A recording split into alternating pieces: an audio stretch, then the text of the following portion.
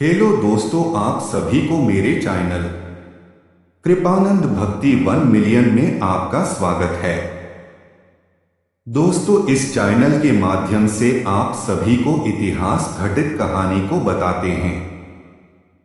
अतः आप सभी इस चैनल को सब्सक्राइब जरूर कर लीजिए। आज की इस कहानी का नाम है इंसान की कीमत। एक बार लोहे की दुकान में अपने पिता के साथ काम कर रहे एक बालक ने अचानक ही अपने पिता से पूछा, पिताजी, इस दुनिया में मनुष्य की क्या कीमत होती है? पिताजी एक छोटे से बच्चे से ऐसा गंभीर सवाल सुनकर हैरान रह गए। फिर वे बोले, बेटे, एक मनुष्य की कीमत आंकना बहुत मुश्किल है, वो तो अनमोल है।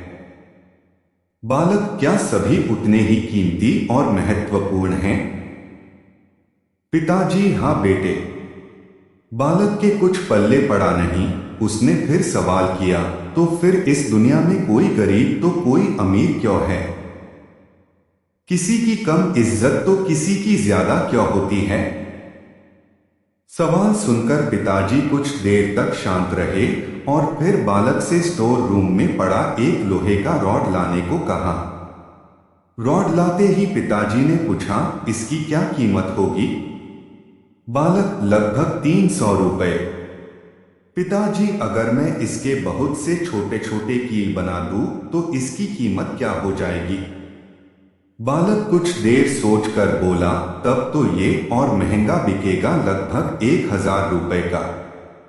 पिताजी, अगर मैं इस लोहे से घड़ी के बहुत सारे स्प्रिंग बना दूं तो? बालक कुछ देर सोचता रहा और फिर एकदम से उत्साहित होकर बोला, तब तो इसकी कीमत बहुत ज्यादा हो जाएगी। पिताजी उसे समझाते हुए बोले, ठीक इसी तरह मनुष्य की कीमत इसमें नहीं है कि अभी वो क्या है, बल्कि इसमें है कि वो अपने आप को क्या बना सकता है। बालक अपने पिता की बात समझ चुका था।